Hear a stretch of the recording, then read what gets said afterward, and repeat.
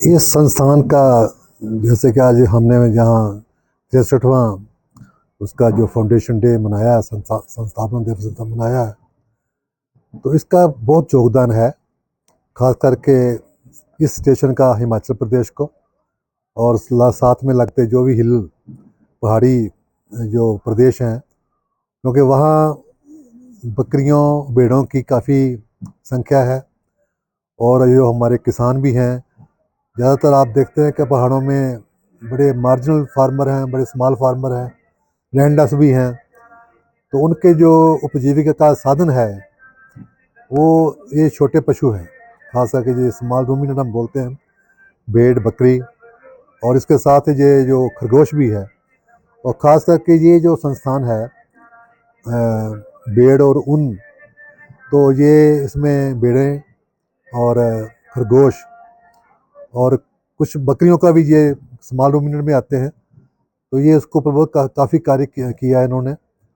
और यहाँ इन्होंने किसानों के लिए जो ऐसी अच्छी नस्ल के जो विकास किया है, एक तो गद्दी नस्ल जो है, गद्दी जो भेड़ है, ये आम नस्ल भी है, बड़ी प्रचलित है तो ये लोगों की। और इसको विकास करने के लिए ये शंकर नस्ल बनाया गया है, इसको सिंथेटिक कहते हैं इसको। एक तो इन्होंने एवी हिल के नाम पे उसको वो बनाया गया है। और उससे ये है कि इससे जो बाहर के जो देशों की है, कुछ जो हमने ब्रीड हैं भेड़ों की, उसको इसमें इस्तेमाल करके तो उसका हमने एक बनाया गया है। तो उसका जो ऊन का यील्ड है और इसका जो बॉडी वेट भी है, मांस के लिए भी है, और अच्छी क्वालिटी की ऊन है। और साथ में एक भारत मरीनो है, और वो भी इस जगह पे काफ़ी ना की है, प्रचलित की है, और किसानों के लिए। और ये जो इसके जो भेड़े हैं या इसके मेंढे हैं या इसके जो मेमने हैं, ये किसानों को देते हैं।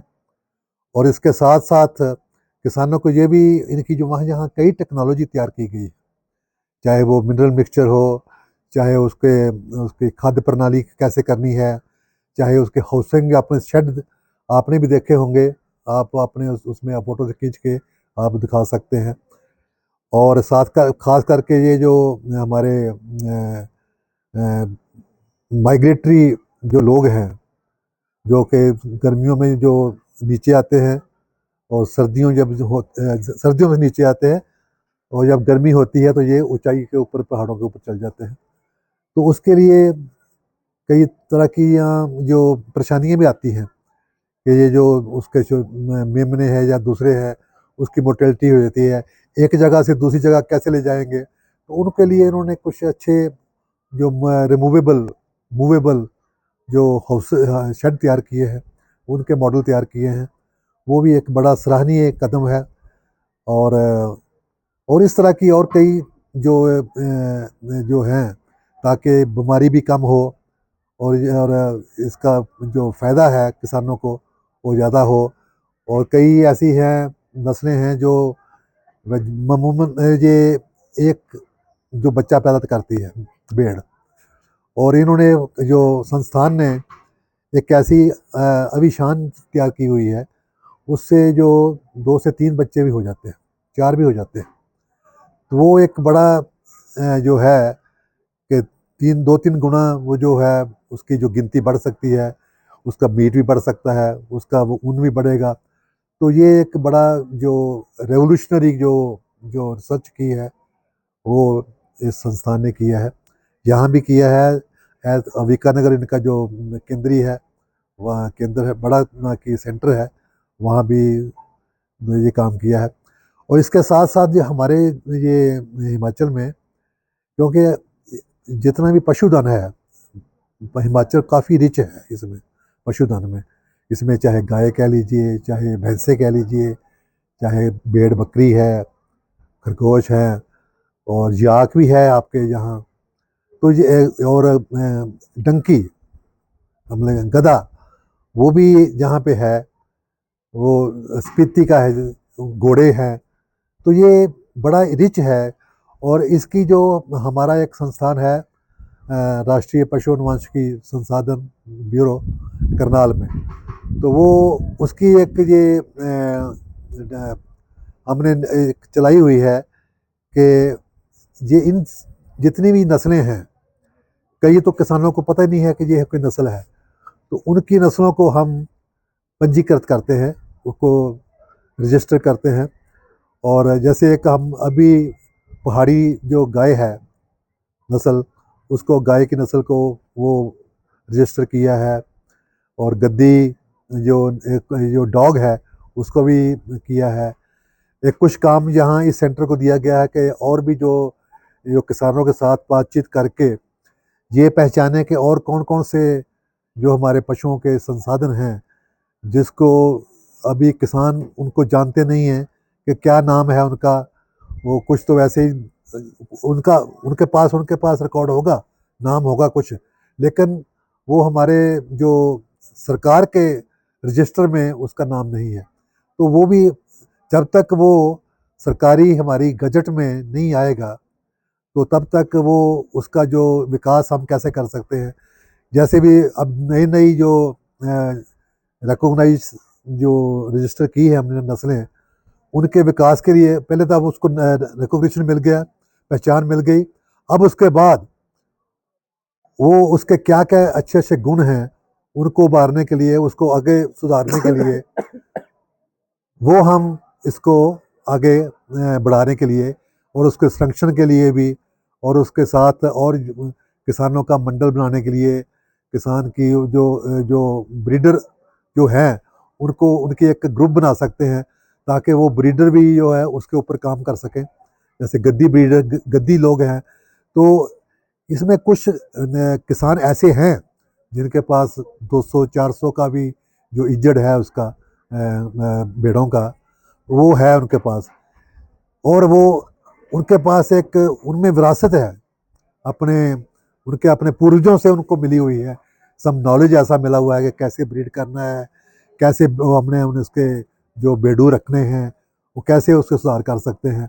तो ये सब चीज़ें जो है, एक तो उनका वो ज्ञान जो है और उसको ट्रेडिशन नॉलेज जो कहते हैं, तो वो ट्रेडिशन नॉलेज में उसमें उसकी ब्रीडिंग के लिए, उसकी ट्रीटमेंट के लिए, उसके खाने पीने के लिए, उसके रहने सहने के लिए क्या क्या प्रणाली वो जो इस्तेमाल करते हैं और उसको कैसे सुधार कर सकते हैं, वो सब चीज़ें जो है उनको हम चाहते हैं कि वो इस संस्थान के साथ जुड़े। सरकार द्वारा ऐसी कौन सी योजना चलाई है जो आपके संस्थान द्वारा जो है किसानों को उसका जो है फायदा मिल सके?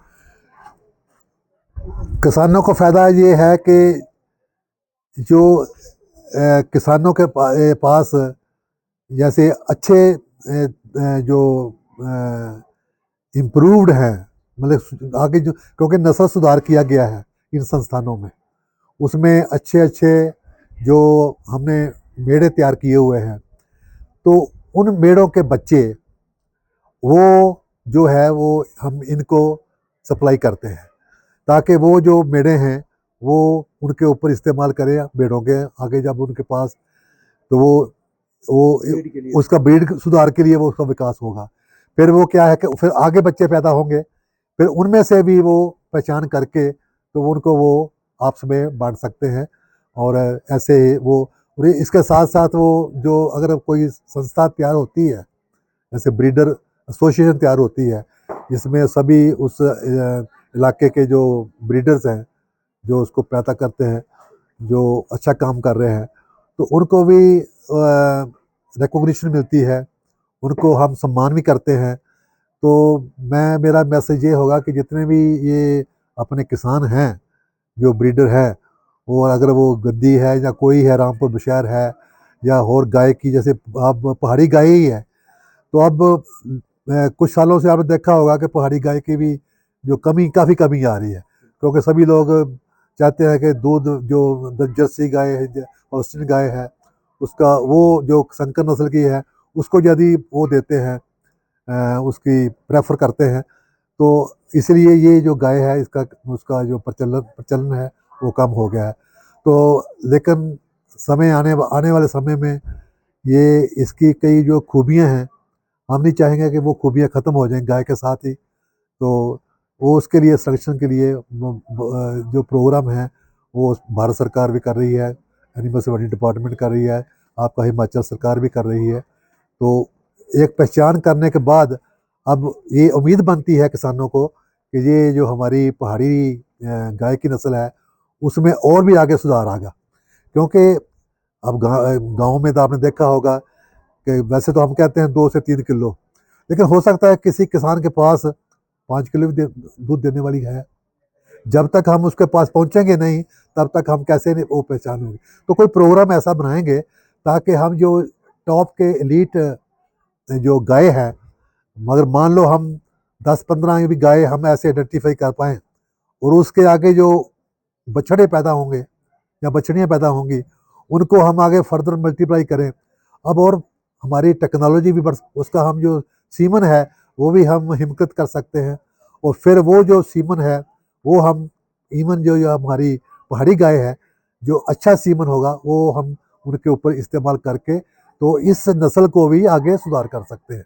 जो आज 2 से 2.5 किलो दूध देती है तो आने वाले समय में मे बी 15, 20, 30, 40 साल में यही जो पहाड़ी नस्ल है ये जो है 5 किलो, 7 किलो, 10 किलो दूध देने के लिए हम तैयार कर सकते हैं, क्षमता है उसमें। तो ये जो हमारी दूसरी भी नस्लें जो हैं उसका भी यही हाल था पहले। किसानों ने उसको पीछे पड़ के उसको सिलेक्शन करके अच्छा चयन किया, फिर जब अच्छा चयन करते हैं और अच्छी वो फिर उसकी हम देखभाल भी अच्छा करते हैं, अच्छी देखभाल करते हैं, फिर हम उसका अच्छा रहने सहने का बंदोबस्त भी करते हैं। तो इसलिए सभी चीज़ें तैयार करके तो फिर वो जो एनिमल है अच्छा पशु जो है हमारा अच्छा बनता है।